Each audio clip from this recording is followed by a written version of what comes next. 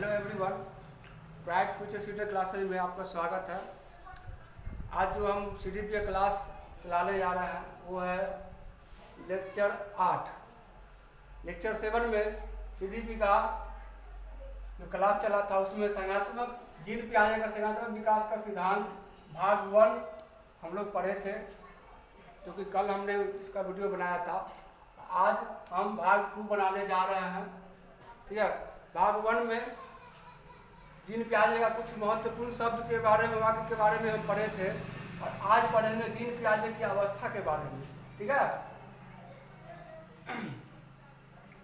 तो जीन प्याजे का संज्ञात्मक विकास का जो अवस्था है उसके बारे में पढ़ेंगे। पहला अवस्था है संवेदी पेशीय अवस्था, जो कि 0 से 2 वर्ष का होता है, और इसी का डुप्लीकेट है संवेदी पेशीय अवस्था का डुप्लीकेट है इंद्रिय जनित अवस्था, संवेदी प्रेरक अवस्था, संवेदी प्रमोद अवस्था। एग्जाम में इस अवस्था को इन 3 रूपों में भी लिख सकता है। ठीक है, लेकिन इसका अर्थ जो इसका होगा वही तीनों का एक ही अर्थ होगा। ठीक है, जैसे कि संवेदी पेशीय अवस्था का जो अर्थ होगा, जो अब बताएंगे, वही तीनों का बस नाम अलग है, लेकिन अर्थ जो ये प्रस्तुत करेगा वही अर्थ ये तीनों प्रस्तुत करेगा। इसका डुप्लीकेट ये है। ठीक है, इतना ही समझ लीजिए। ठीक है, एग्जाम में अलग अलग नामों से इसको विभेद मतलब कि क्वेश्चन पूछा जाता है, लेकिन इसमें कंफ्यूजन नहीं करना है। जहाँ पूछेगा समझ आइएगा कि संवेदी पेशीय अवस्था के बारे में पूछ रहा है, या संवेदी प्रेरक अवस्था, या संवेदी प्रमोद अवस्था। और यहाँ जितना भी अवस्था है, चारों अवस्था में परीक्षा में आपको एग्जाम में उसको अवस्था के बाद चरण भी डाल सकता है। अवस्था के जवाब पर चरण भी डाल, उस समय कंफ्यूज नहीं होइएगा। ठीक है, तो बात करेंगे यहाँ पर संवेदी पेशीय अवस्था के बारे में बात करेंगे। संवेदी पेशीय अवस्था क्या होता है? 0 से 2 यह सबसे संवेदनशील अवस्था होता है। ठीक है, ठीक है, इसमें बच्चा जो है इंद्रियों के द्वारा खासकर ज्यादा मानसिक क्रियाएं करते हैं। इंद्रियां जैसे कि आँख, कान, नाक, त्वचा, जीभ। ठीक है, काफी प्रेरक अवस्था होती है। ठीक है, काफी संवेदनशील अवस्था होती है ना, इसलिए इसको संवेदी पेशीय अवस्था कहा जाता है। उसके बाद अगला है प्राक संज्ञात्मक अवस्था। इसको हम पूर्व संज्ञात्मक अवस्था भी कहते हैं। जैसे कि संवेदी पेशीय अवस्था को 3 रूपों में बांटा गया है, इसी प्रकार जो है इसको भी प्राक संज्ञात्मक अवस्था को पूर्व संज्ञात्मक अवस्था भी कहते हैं। पूर्व संज्ञात्मक अवस्था के बारे में जानेंगे, जो कि 2 से 7 वर्ष का होता है। ठीक है, तो पूर्व संज्ञात्मक अवस्था क्या होता है, प्राक संज्ञात्मक अवस्था क्या होता है, इसके बारे में जानेंगे। इस अवस्था में क्या होता है? वस्तुओं को पहचान करना और निवेद करना बच्चा सीख जाता है। जैसे कि मान चलिए, जैसे कि कोई बच्चा है, ठीक है, उसको जो है सो किसी भी वस्तु के बारे में जानना है तो उसको जानकर भी परख सकता है। ठीक है, तो इसको वो जानता है। जैसे कि हम जानेंगे इसका जो है प्राक संज्ञात्मक अवस्था का है, 3 गुण होता है। 3 गुण में पहला गुण है सूचक। सूचक के बारे में जानेंगे। सूचक क्या होता है? जैसे कि शब्दों को पहचानना, किसी भी शब्द को पहचानना। तो कोई कुछ शब्द बोल रहा है तो पहचानेंगे, उसको ध्वनि को पहचानेंगे कौन बोला। जैसे कि बच्चे की माता उसको बुला रही है कहीं से, या बच्चे को बुला रहा है तो वो ज्ञात हो जाएगा उसको कि उसकी माता का आवाज़ है ना। तो वो क्या करता है, वो शब्दों में, वाक्यों में, ध्वनि में विभेद करना सीख जाता है, पहचानना सीख जाता है। ठीक है, उसके बाद उसका दूसरा गुण है पूर्व संज्ञात्मक अवस्था का, वो है आपको आत्म केंद्रितता। आत्म केंद्रितता होता है जैसे कि बच्चा स्वयं में सोचने लगता है कि जो भी चीजें हैं दुनिया में वो सब मेरे अनुसार ही चलती हैं। चाहे वो कोई भी चीज है, चांद सूरज हो वो मेरे साथ चलते हैं, बादल हो वो मेरे साथ चलते हैं, वो अपने आप पर निर्भर कर जाता है। सोचता है कि सारी दुनिया की चीजें मेरे ऊपर ही, मेरे अनुसार ही चलती हैं, उससे ही आत्म। उसके बाद कहेंगे जीववाद। तीसरा गुण है पूर्व संज्ञात्मक अवस्था का, तीसरा गुण है वो है जीववाद। वो हर एक गतिमान वस्तु को जो गति करता है उसको वो क्या करता है, वो जीवित समझता है। जैसे कि बस, ट्रक, गाड़ी, साइकिल, मोटरसाइकिल है ना, वो क्या समझता है, वो जीवित समझता है जो भी गतिमान वस्तु है।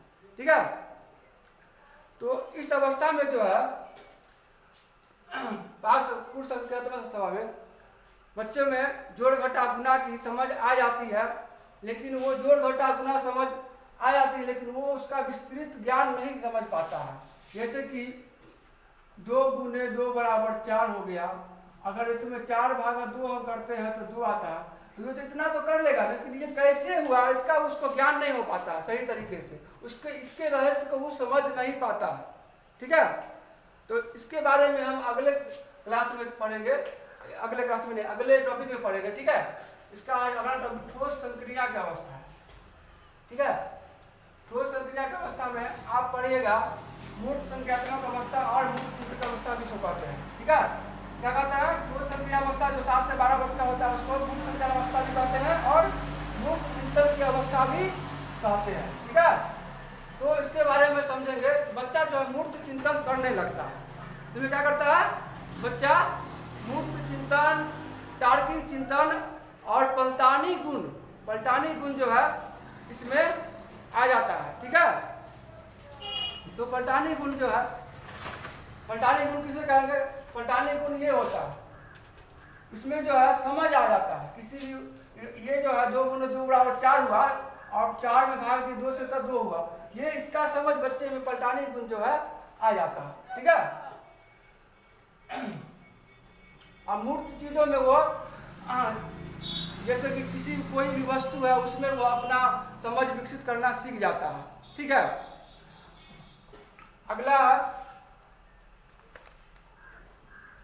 औपचारिक संक्रिया अवस्था, इसमें बच्चा जो है अमूर्त चिंतन करना प्रारंभ, इसको 3 भागों में बांटा गया है।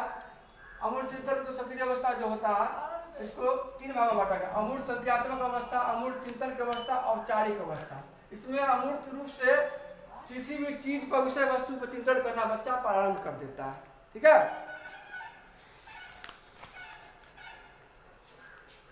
अगला है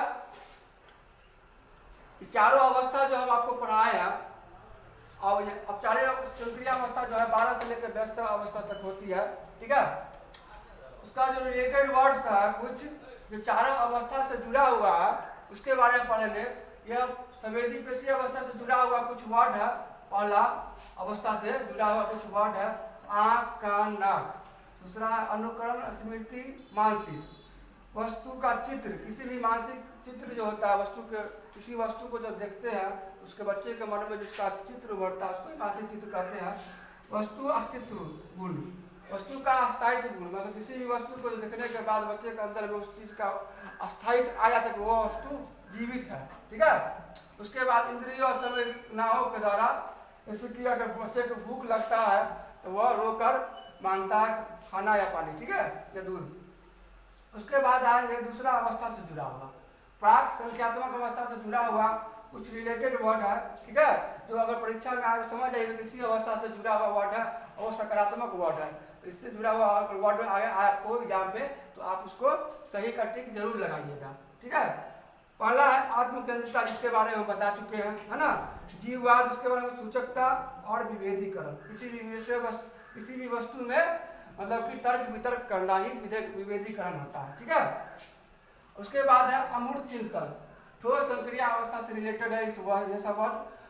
मूर्त चिंतन, तार्किक चिंतन, पलटानी गुण, जैसे कहीं बताए थे, पलटानी गुण, तार्किक चिंतन, अमूर्त चिंतन, किसी भी वस्तु में चित्र में जो दिखता है उसमें प्रति जो है मूर्त चिंतन और तार्किक चिंतन करने लगता है बच्चा। ठीक है, उसके बाद है चौथा अमूर्त चिंतन, अमूर्त तार्किक चिंतन, औपचारिक चिंतन और उच्चतम अवस्था।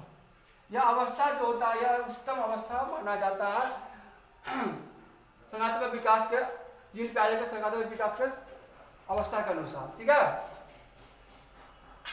और इसी से जुड़ा कुछ वाक्य है जो संज्ञानात्मक विकास के सिद्धांत जो जीन प्याजे का, उससे जुड़ा कुछ वाक्य जो परीक्षा में अगर पूछे कि कथन सही है या गलत है, या ये सही है या गलत है, तो उसके बारे में आप अपना समझ ले सकते हैं। बच्चे स्वयं का समझ सृजन करते हैं, बच्चे स्वयं से अपना समझ का सृजन करते हैं, चाहे खोज के अनुसार हो या सीखने के अनुसार, ठीक है। और दूसरा है खोज द्वारा ज्ञान का निर्माण करते हैं, स्वयं खोज के द्वारा ज्ञान का निर्माण करते हैं, ठीक है। और तीसरा है संज्ञानात्मक विकास नकल पर आधारित न होकर खोज पर आधारित होता है। तो आज का जो संज्ञानात्मक विकास का सिद्धांत जो है ये 2 वीडियो में आपका समाप्त हो जाता है। अगर आपको वीडियो अच्छा लगा हो और कुछ त्रुटि भी हो आप हमको कमेंट में लिख सकते हैं, ठीक है। तो आज के लिए आप लोगों का धन्यवाद। अगर वीडियो अच्छा लगा चैनल को सब्सक्राइब करें, बेल आइकन को क्लिक करें। Thank you.